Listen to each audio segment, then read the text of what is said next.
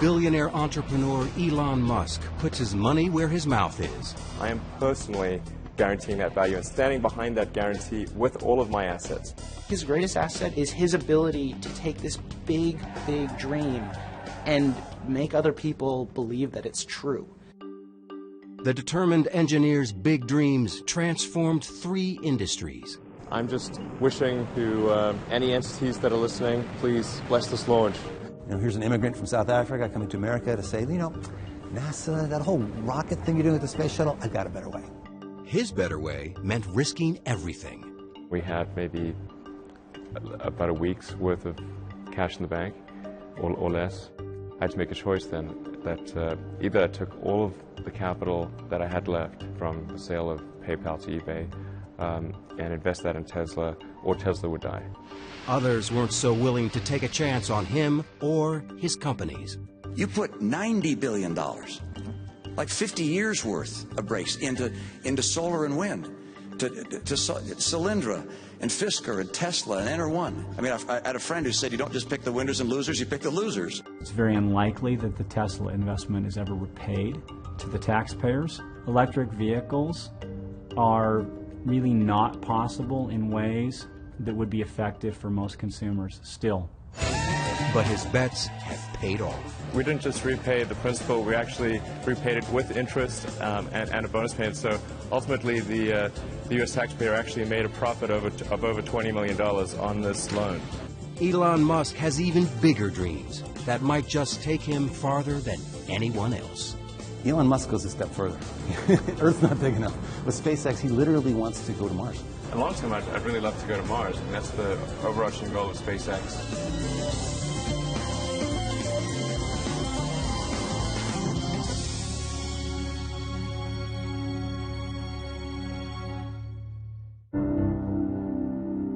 When I was a little kid, I was really scared of the dark. But then I sort of came to understand, okay, well, dark just means really the absence of photons in the visible wavelength, 400 to 700 nanometers. It's hard to believe that entrepreneur Elon Musk was ever afraid of anything. And Elon said, darkness is merely the absence of light. Then I thought, well, it's really silly to be afraid of a lack of photons. Then I wasn't afraid of the dark anymore after that. Once one of the kids said to him, look at the moon, it's 1 billion miles away. And he said, well, no, it's actually under 250,000 miles away. And they said, oh, Elon! Entrepreneur Elon Musk has spent his life proving people wrong. Growing up in South Africa, Musk was the oldest of 3 children and started school a year early. His father was an engineer. His mother, May, was a model and nutritionist. He was the youngest, he made about 2 days, and the shortest, and then he was this brilliant boy, and so people didn't really like him. So I was this little bookwormy kid and probably a bit of a smart aleck, so this is a recipe for disaster. Not that he told me much about it, but he was picked on quite a bit. So I just read a lot of books and tried to stay out of people's way during school. And so his social life was much less than my other 2 kids. And that's a typical nerd. I read all the comics I could buy or that they'd let me read at the bookstore before chasing me away. I read everything I could get my hands on from when I woke up to when I went to sleep. At one point I really ran out of books and started reading the encyclopedia. And he has a photographic memory, so he could remember everything. Anytime I had a question, my daughter Tosca would say, call Genius Boy. His brother, Kimball Musk. When Elon was 10 years old, he got tested by IBM, and he was found to have one of the highest aptitudes they'd ever seen for computer programming. I tried taking some computer classes, but I was way ahead of the teacher, so it didn't really help. So I started programming a space game called Blastar. Musk, already thinking like an entrepreneur, figured out how to sell his game. And I don't think they realized I was 12. We decided we were going to open an arcade out near our high school. We were big into video games. We figured that it was going to be a huge hit. We got a lease on a building. We got the arcade provider to deliver the equipment. And the only thing we needed to do by the end of it was get the city to approve what we were doing. But an adult had to apply for a city permit, and they hadn't told their parents what they were up to. And of course, they told us we were not going to be opening up an arcade. Max Chafkin is a technology and business journalist who has profiled Elon Musk several times. Really, the most amazing thing about his childhood is his escape from South Africa. I remember thinking and saying that America is where great things are possible, more than any other country in the world. It's a little cliche, but it's true. America is the land of opportunity. By moving, Musk would also avoid mandatory service in South Africa's army. Growing up in apartheid South Africa was pretty surreal. I mean, we didn't support that government, we didn't believe in it. And so the idea of actually going to the military service was really out of the question. I told my parents I was going to Canada, and they tried to convince me not to leave. And off he flew, and I thought, wow, he's so independent. Of course, as soon as he lands, he calls me and he says, what do I do now? So I bought a bus ticket from Montreal to Vancouver, and that allowed me to kind of see Canada, at least from the highway. He worked at odd jobs across the country before settling at Queen's College in Toronto. In fact, when I went to college, I rarely went to class. I'd just read the textbook and then show up for exams. The big appeal of the university was being able to date girls my own age. I actually met my first wife there. Musk got an engineering and business degree from the University of Pennsylvania and a scholarship to go to Stanford. Silicon Valley was the promised land. I really wanted to kind of go where the really exciting breakthroughs were occurring. Elon had this ability to look at the world and go, this is a real problem that's going to happen in 20 years. He looked around and he saw that the world-changing stuff was not happening at Stanford. I didn't even go to class. I called the chairman of the department and said, I'd like to try starting this internet company. It probably won't succeed, and so when it fails, I want to make sure that I can still come back. My kids do funny things, and I'm never too concerned about them because, you know, if Elon wanted to drop out of college, he could always go back. My brother was in Canada at the time, and I said, look, I think we should try to create an internet company. So he came down and joined me. He had, $2,000, no friends, barely enough money for an apartment. I think he told me he was showering at the gym because they didn't have a shower where he was living. We just got some futons that there were couches during the day and then turned into beds at night. Steve Jurvetson is a venture capitalist in Silicon Valley. I first met Elon and Kimball Musk, his brother, back in the mid-90s when they first set foot in California. I think they'd been here for about a week, and they were pitching a new company called Zip2. Silicon Valley in the mid-90s and late 90s was a gold rush. People were flocking to the region to find riches, to make it in the internet business. Musk came up with an idea to bring newspapers into the digital age. He took a CD-ROM Yellow Pages, some mapping software, wrote a little code, and put it all together to create the first online city listings. Elon was more the business mastermind, I was more the sales guy. I still had my core programming skills, so I was able to write the software needed for the first company. Now, when Elon was starting Zip2, keep in mind, the internet was just a couple of years old. Most local businesses were not on the internet. And the way you found a local business was you opened up the Yellow Pages. The thought was the media companies, like the newspapers, are going to need help coming online and building lots of functionality into their websites. We had someone literally throw a Yellow Pages book at us and tell us, do you think you'll ever replace this? And we thought the guy was crazy. Because not only were we going to replace this, but that's not where it ended. It would keep going from there. It wasn't long before media companies across the country were signing up. And so we were able to get as investors and customers the New York Times Company, Hearst, Knight Ridder, and a number of other companies. In 1999, the Alta Vista division of Compaq bought Zip2 for $307 million in cash and $34 million in stock options. Musk was just 28 years old. I thought, that's crazy. Why would somebody pay such a huge amount of money for this little company that we have? It actually obviously turned out very well for them financially, so obviously they knew a lot more about it than I did. When the kids sold Zip2, it was the most exciting day. We couldn't believe it because you don't know in the internet world if you're going to, make $1 million or die tomorrow.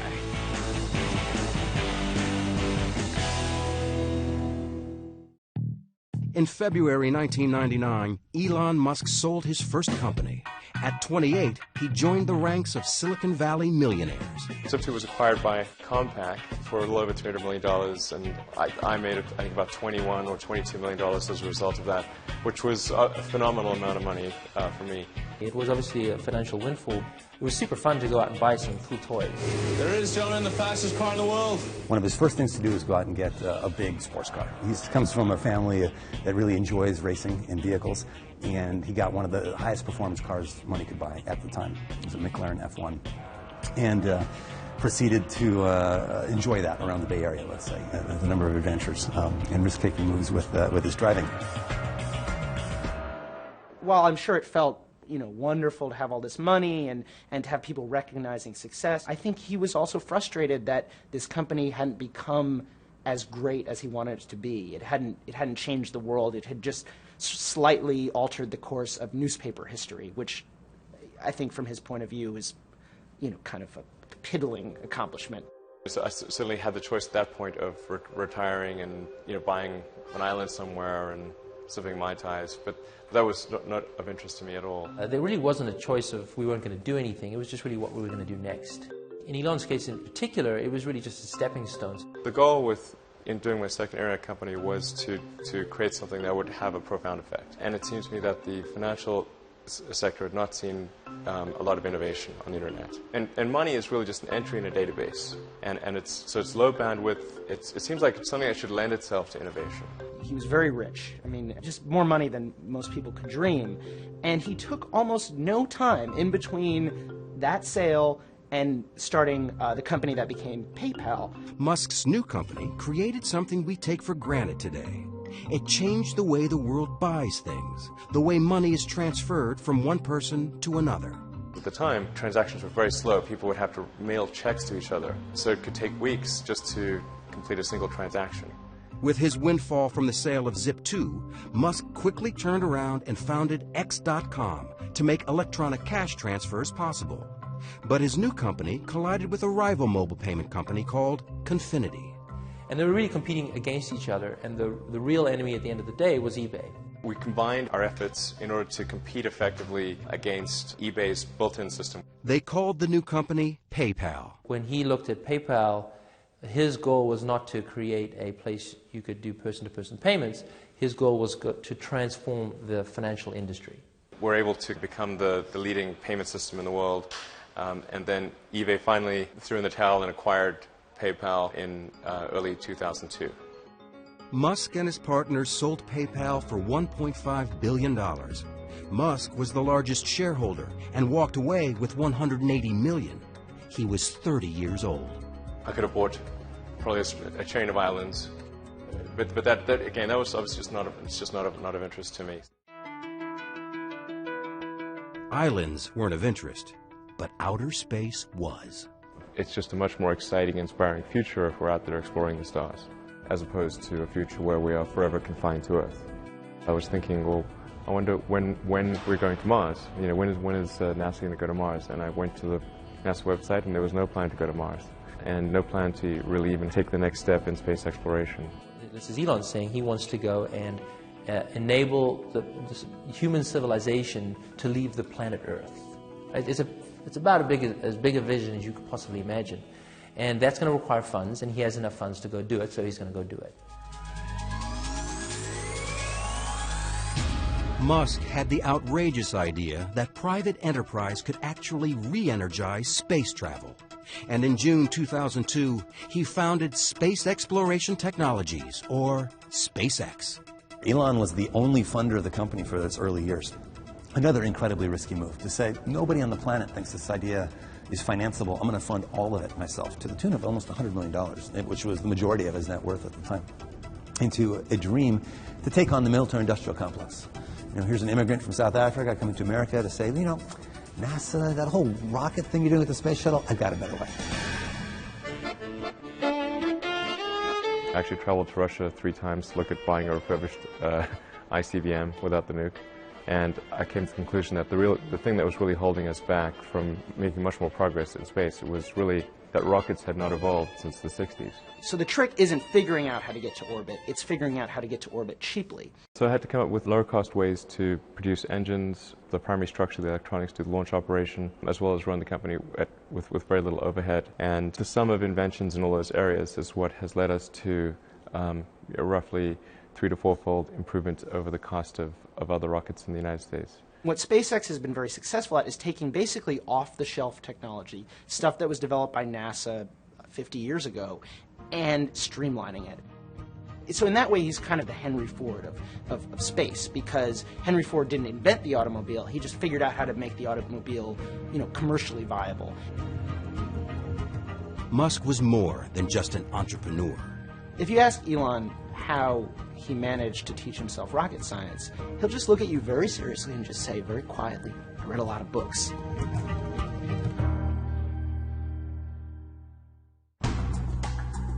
32-year-old Elon Musk had his next big idea at his family's annual visit to Burning Man, the counterculture desert happening. Although still fascinated by rockets and fast cars, he wanted to find a way to end Earth's addiction to fossil fuels. I was one that suggested the idea of going into the solar power arena to Lyndon and Peter Wright, my cousins. He basically hands this idea to his cousins and says, "If you want to start this, I will fund you, and it'll be your company, but I'll be the chairman." And they say, "Okay," and it works almost perfectly. What they've figured out is that if you sort of do 100 things 10% better in the area of solar cell installation for homeowners, you can dramatically consolidate an industry that's currently a bunch of mom and pop shops. So what Solar City did was they said, how about no money down? You want solar cells? We'll just put them in. You don't pay a cent. Right? It's like leasing a car, but even better. Solar City started in 5 western states and soon grew into the largest solar service provider in the U.S. The solar cells keep going. Solar City then owns those at the end of the lease. So it's a fascinating business model where in the long term they may become the largest energy generator in America off all of these rooftops. But renewable energy was just one part of a much bigger goal. Musk had a more ambitious plan for a sustainable future. He had this idea that he wanted to make electric cars, help humanity get off fossil fuels. And so Solar City is about sustainable energy creation, whereas Tesla is about sustainable energy consumption. In April 2004, Musk helped launch Tesla with $6.3 million of his own money. It was the first auto industry startup in decades, and the only one born in Silicon Valley. And it's really pretty simple. It's, make a high-priced car at low volume, because that's essentially the only thing we could afford to do. And then step 2 is a medium-priced car at medium volumes, and step 3 is a low-priced car at high volumes. Tesla's plan was to introduce a high-end, high-performance product to first attract outliers, then make an affordable car for the masses. Tesla's co-founder and first CEO, Martin Eberhard.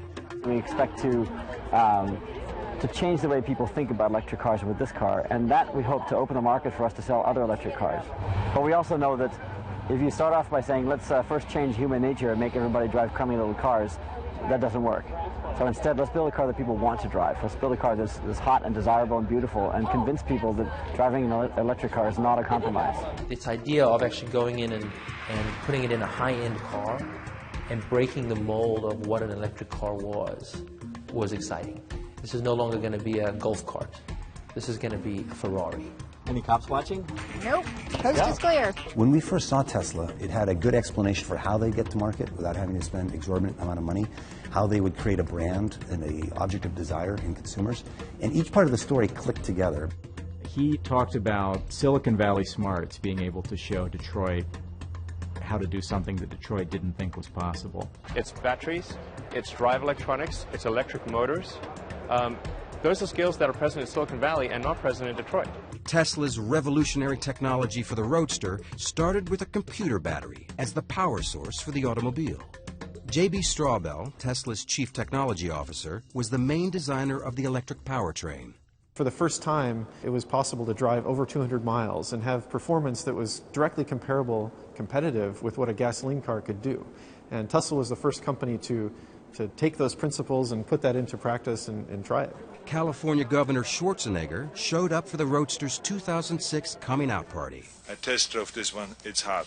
He bought one. So did Leonardo DiCaprio and George Clooney. But could Musk sell regular customers on his idea? At that time, there was very little activity in the auto industry in electric vehicles. We were in the age of the large SUV. So it was a little unusual to hear about this company in California that was planning to come to market with a high-end all-electric sports car. We were very passionate about trying to make sure that this car was going to just throw down the gauntlet on what the technology could do and really prove to the world that electric vehicles, could be incredibly fast and could have incredibly long range. There was kind of a sense of adventure, doing these things for the first time and doing it in a really scrappy way. We did some of the very first battery packs in my garage in Menlo Park before we actually were able to rent a real office. The big issue for Tesla, as with all electric cars, has been the batteries, their cost, and how long they last. Eric Noble is president of CarLab, an automotive consulting firm that evaluates new cars and trucks. American consumers are very ready for battery electric vehicles. Unfortunately, battery electric vehicles aren't ready for American consumers. The first results at Tesla seem to support this gloomy forecast. Tesla, when we first started out, the thought was simple and really, obviously, in retrospect, quite naive, which was to make use of some technology that we develop ourselves, but also some technology that we'd license from AC Propulsion, put that together and create an electric sports car that would be compelling. So, let's see, where did that fall apart? It fell apart when the team told Musk that the projected cost had skyrocketed from $65,000 to $140,000. As the problems mounted, Musk faced a do-or-die decision at Tesla. He would have to choose between investing his PayPal payoff or let his new company collapse. And Elon was looking at this and saying, the dream is still there, but oh my gosh, what have I got? I've got to get this under control.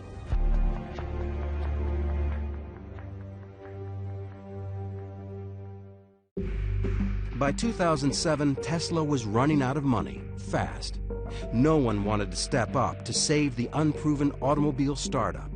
Elon Musk had to take the leap alone. We had to make some pretty dramatic changes, essentially recapitalize the business and invest about twice what we'd originally expected. What we originally expected as the outer limit. Basically, Tesla got to this point where they only had enough money in the bank for a couple of months, and there's nobody around who are willing to put more money in. So I had to take all of my reserve capital and invest it into Tesla, which was very scary because, it would obviously be quite sad to have the fruits of my labor with Zip2 and PayPal not amount to anything. But there was no question that I would do that in my own mind because Tesla was too important to let die. I'm available 24/7 to help solve issues. Right. Call me 3 a.m. on a Sunday morning, I don't care. We had to go in and make some really hard decisions on personnel changes, and Elon really had to dedicate his time to the company. I want names named. So if someone's always on the hot seat and is always the root cause for problems, they will not be part of this organization long term. It's not okay to be unhappy and part of this company. And so if somebody can't get happy, get divorced. Right. Musk and his board replaced Martin Eberhard, one of the co-founders who had been running Tesla. And I think we kind of really exceeded the level that Eberhard could handle. And that became apparent in 2007. We either were going to have to shut the company down or Elon was going to have to take over as CEO. It was actually a process of building a company as well as building a car. A lot of people that fit in very well with a company when it was extremely small, didn't end up fitting in as well when it was larger. Eberhard didn't go quietly. He sued Musk for libel, slander, and breach of contract. I believe that I was scapegoated to take the blame for the programs that were not run well. Musk resolved the disputes through mediation, but his company was in serious financial trouble. In September 2007, Musk flew to Germany with a scheme to raise extra cash by forging an alliance with Daimler-Mercedes. Daimler is the company that invented the internal combustion engine car, the maker of Mercedes, Smart, and their endorsement carries a great deal of weight. So that was just a very important moment. He had to convince the company that Tesla could supply battery packs for its cars. They were skeptical. Really, the key thing with Daimler was to demonstrate hardware that worked. If they can't touch it, they can't drive it, it's not particularly real. He pushed his team to retrofit a Daimler smart car with Tesla's electric motor. But first, they had to find one. The challenge of converting a smart car to electric was doubly difficult because we couldn't find a smart car. The smart car was not for sale in the United States, so we had to send somebody down to Mexico to buy a smart car, bring one to the US, and then the smart car is really tiny, so we had to fit a motor and power electronics and charger and everything in the smart car. The challenge was daunting. To replace the smart car's gas engine with a Tesla drivetrain and battery, fit it in the tiny space under the hood, and do it all in less than 4 weeks. We didn't have much time at all. We knew that from the beginning, and we kind of prepared for almost battle and set up a war room in the shop. They worked around the clock, stealing naps on the factory floor, right up to the deadline. The Daimler executives arrived not at all convinced that it made any sense to work with an American car company, let alone a little tiny American car company in Silicon Valley. While waiting for Daimler's decision, Musk brought in one of the world's leading automobile designers to help create his next project, a modern and sexy family sedan, which he called the Model S. Originally with Model S, I thought, well, let's have Henrik Fisker, who had a design studio, do the styling. We paid him a pretty good sum of money to do that. Curiously enough, the designs that he worked on, that he came up with for us, were terrible. And what he didn't tell us was that he was actually working on a competing car company. Tesla officials claimed that perhaps Henrik had come in to learn what Tesla was doing, while all along he was planning to form his own company, do his own vehicle. We were pretty upset with him for basically taking what were at the time the original specifications for the Model S and then going and shopping a business plan to create that same car. Tesla sued him, he sued Tesla, and there was all kinds of, infighting. Henrik Fisker wouldn't grant Bloomberg an interview, but he told us that, "I believe there is enough space in the market for several new car companies that pursue a new type of electrified powertrain with different philosophies." In November 2008, the court ruled in Fisker's favor. It was a setback for Musk, who was also going through a tough time personally. After 8 years of marriage and 5 children, Elon and Justine Musk divorced. I got divorced, personal life in somewhat of a shambles, and in addition getting attacked by some in the media, my ex-wife, every bad thing you could imagine. There was more bad news when his bold space transport company SpaceX again failed to get a rocket into orbit. The first launch didn't get very far, got about a minute up, and then there was an engine fire, and that was it. The second flight actually did make it to space, but not to orbit. And then also with Flight 3, we didn't get all the way to orbit. He started saying, "I've got enough money for 3 cracks at it." He put $100 million of his own money, and he sort of hinted at the idea that after 3, if he didn't make it, it would be over. SpaceX would die. Musk burned through the $100 million he had sunk into SpaceX. Now he was on his way back to the drawing board. 3 days after the failure, he announced, first that he knew what was wrong. He announced that they'd raise money to finance a 4th launch, and the 4th launch was going to happen in a matter of months, which in the rocket industry was a crazy announcement. We were able to solve the problems, and then just as we'd solved those problems, we ran smack into the worst economic recession since the Great Depression. It's been one of the darkest days on Wall Street in recent memory. Stock markets falling the most since 9/11, the Dow off more than 500 points. This is what financial Armageddon looks like. Red screens that scream sell, sell, sell.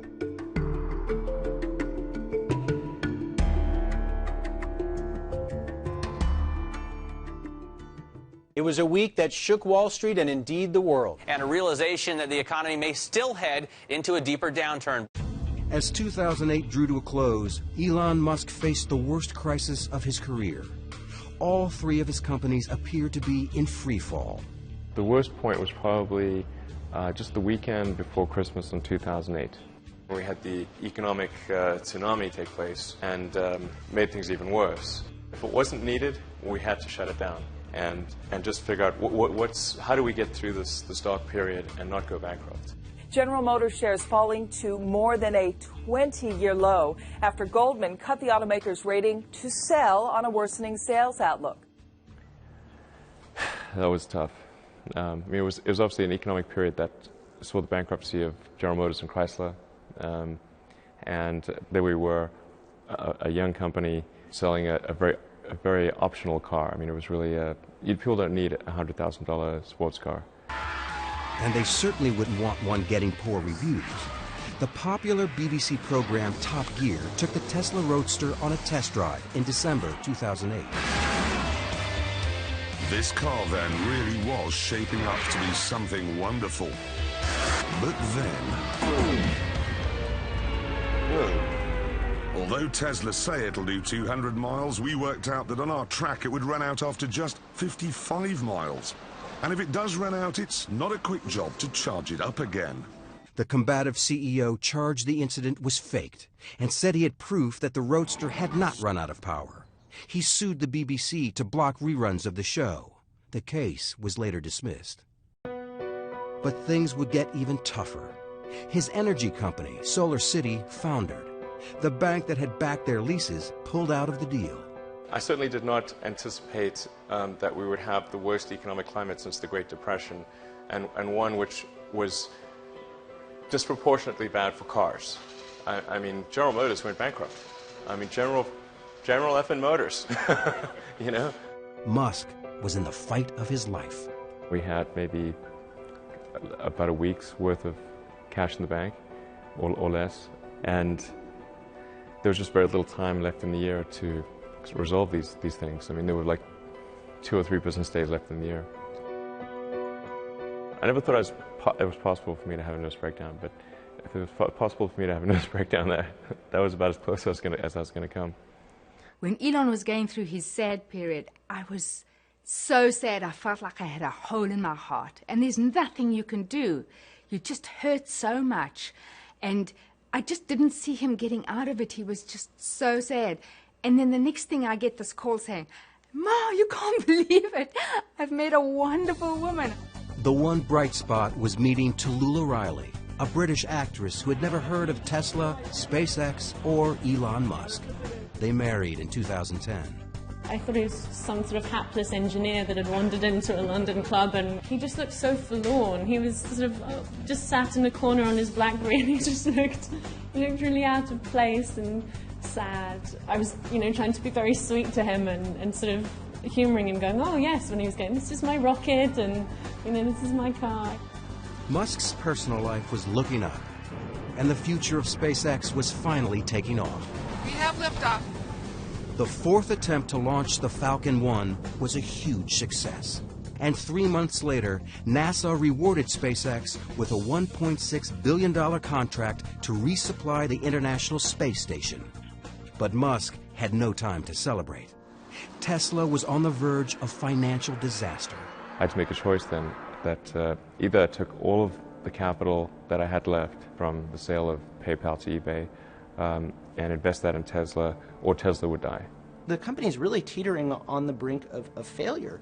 And there's this board meeting late in 2008 where they're discussing what's going to happen. And Elon just says, well, I'm going to raise a $40 million round to keep the company going. And the board members are kind of wondering, well, how's he going to do that? And he says, I'm going to put it all in myself. And that incredible braggadocio confidence catalyzed a change in people's opinion. And we and everyone else around the table was like, oh my gosh, we want to be part of this. We want to get as much of this investment as we can. He saved the company in its darkest hour with an act of heroism that is hard to describe. There's nothing quite like spending your last remaining dollar on a project you believe in. It was thankfully a good week, but definitely took its toll from a mental strain standpoint. I think I've mentally just burned out a few circuits. Just after his emergency cash infusion came the news they desperately needed. A $40 million deal with Daimler for smart car batteries. Daimler later added $50 million for 10% of the company.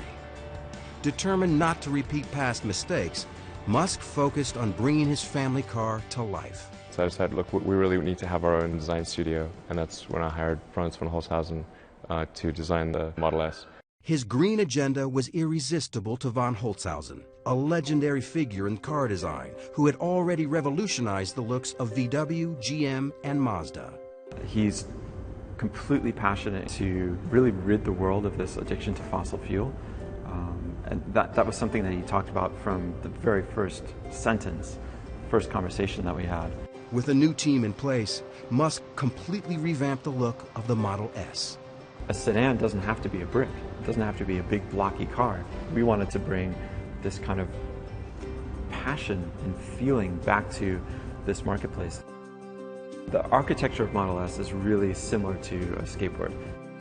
The floor of the vehicle is the battery pack, and the motors between the rear wheels, and everything above that is the opportunity space. In March 2009, Musk unveiled the prototype for the Model S. It could hold 7 passengers and as much luggage as a station wagon. But to build it, he knew he needed a piece of the U.S. government's new $7.5 billion loan program to support alternative energy vehicles. In order for Model S to truly be successful, it was important that the loan come through. The government funding was controversial. The New York Times writer Randy Strauss called the program the bailout of very, very high net worth individuals who invested in Tesla Motors Act. Musk struck back. Randy Strauss is a huge douchebag. And an idiot. Okay. It wasn't a bailout, but a loan. The Obama administration agreed to lend Tesla $465 million to mass produce the Model S, a move that astounded many in the industry. It's very unlikely that the Tesla investment is ever repaid to the taxpayers. Electric vehicles are really not possible in ways that would be effective for most consumers still. This is just the religion of electric vehicles, and like Jonestown, that religion will come to an end. There are most certainly people who want to see Tesla fail because it is an attack on the mainstream car industry.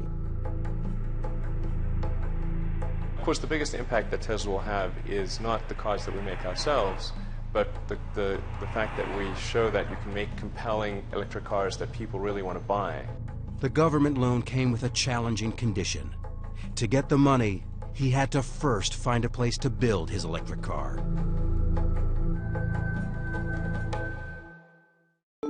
Tesla burned through $300 million since 2003. Elon Musk needed to get his Model S into production fast. Ever the risk taker, he took another giant gamble, purchasing a plant in Fremont, California, abandoned by Toyota. The dream factory location for Tesla was always the NUMMI factory, which was a 50% Toyota, 50% General Motors factory. It's one of the biggest car plants in the world. It's a great location close to the Tesla headquarters. The reality is, for very little money, Toyota got an albatross off its books. From an industry perspective, it looked incredibly savvy on Toyota's part and incredibly naive on Tesla's part. Car factories are big pieces of sunk capital. To retool a factory takes a tremendous incremental investment. The acquisition released the government funds to begin production. Despite the fact that Tesla had posted a profit just once since its founding, Musk took his company public in June 2010. The smartest money in the world is betting on Tesla. Not everyone was as upbeat about the company's future. Tesla stock voted by Wall Street as the least likely to succeed. You don't want to own this stock. You don't want to lease it. Heck, you shouldn't even rent the darn thing. There hasn't been an IPO of a car company in America since Henry Ford, and that caught people's attention. Investors ignored the skeptics. Tesla raised $226 million in its IPO. Musk now had the capital to get rolling on the Model S. You just saw on his face this sort of just elation and this feeling like all of this suffering is worth it, and it's real now. 3, 2, 1. Liftoff. Falcon 9 has cleared the tower. In 2010, after winning the $1.6 billion contract from NASA, SpaceX became the first private company to successfully launch and return a spacecraft from orbit. So SpaceX was the first purely commercial ground-up development to reach orbit. The first successful launch at SpaceX was an incredibly emotional time. Falcon 9 Stage 2 and the Dragon capsule are now in orbit around the Earth. I'm just wishing to any entities that are listening, please bless this launch. 3, 2, 1. And 2 years later, in May 2012, it made history as the first privately held company to send a cargo payload to the International Space Station. Back on Earth, the long-awaited launch of Tesla's new sedan was also taking off. It's time to start delivering Model S! The Model S started rolling off the production line, although questions about range and service remained. Let them go! Not everyone was cheering. In a 2012 presidential debate, Republican candidate Mitt Romney blasted President Obama for the government loan to Tesla, lumping Tesla in with other financially troubled green companies. You put $90 billion, like 50 years worth of breaks into solar and wind, to Solyndra and Fisker and Tesla and Enter1. I mean, I had a friend who said you don't just pick the winners and losers, you pick the losers. But Tesla was no loser in the eyes of the automotive industry. The Model S was the first electric sedan to win Motor Trend's Car of the Year. Musk didn't have much time to celebrate. A few months later, the New York Times delivered a devastating review of the Model S. It reported the battery died on its test drive from Washington to Boston and published an image no CEO would want. There was this sad shot of our car on a flatbed, as though that was the only outcome possible for such a drive. And that's just not true. Musk went on the offensive. And lots of people said, oh, you know, it doesn't matter if you're right or wrong, you don't battle the New York Times. And it's like, the hell with that. The battle between the reporter and the renegade CEO ended when the New York Times public editor concluded the reporting was imprecise, but not done in bad faith. But the story didn't affect his bottom line. Remember that loser comment from a presidential candidate about the $465 million government loan? It really feels good to have repaid the U.S. taxpayer. That's really what's important here. And we didn't just repay the principal, we actually repaid it with interest and a bonus payment. So ultimately the U.S. taxpayer actually made a profit of over $20 million on this loan. Tesla repaid the loan 9 years ahead of schedule. Never short on optimism or confidence, Musk made a stunning promise for the nearly $70,000 car. We're guaranteeing that the value of the Model S will be no less than that of a Mercedes S-Class after 3 years. I am personally guaranteeing that value and standing behind that guarantee with all of my assets, not just with Tesla. He has guaranteed free charging for the life of the car and has expanded the charging system across the country. You'll be able to travel all the way from LA to New York just using the Tesla Supercharger network. And the Supercharger system is free. So it's not just free now, it's free forever. That's the Tesla commitment. His commitment to customers has paid off. Since its IPO, Tesla shares were up more than 5-fold. SpaceX and Solar City were also turning profits. And NASA's our biggest and most important customer, but almost 3/4 of our customers are commercial. SpaceX says it has more than $4 billion in revenue under contract. But of all his companies, perhaps the greatest success was the one addressing the world's energy need. Solar City is now the largest solar service provider in the U.S. and has more than quadrupled in value since its initial public offering in December 2012. Solar City has been very, very impressive. I mean, there are, thousands of people with panels on their roofs and lots of big offices. I believe eBay has Solar City panels. So it's having a very big, very visible impact on the world. He really wants to change the world. And in Elon Musk's vision of the future, you'll have clean and renewable sources of energy feeding the grid, and all of our vehicles will run off that. This is really the future. It's something you want to tell stories about. Elon has a self-confidence that is it's breathtaking. And it's especially breathtaking when you think about the things he's confident about. The idea that humanity is going to get to Mars. That not just humanity is going to get to Mars, but that he, in his lifetime, Elon Musk, will get to Mars. Crusader or canny businessman. Named one of Time magazine's most influential people in the world, the risk-taking, multitasking CEO's estimated net worth was $6 billion in June 2013. Divorced for the second time, Musk splits his time between his 5 sons, his companies, and thinking about the future. Just, is it significant? really the question is, are things I'm working on, are they really going to matter, or do they have the potential for really mattering?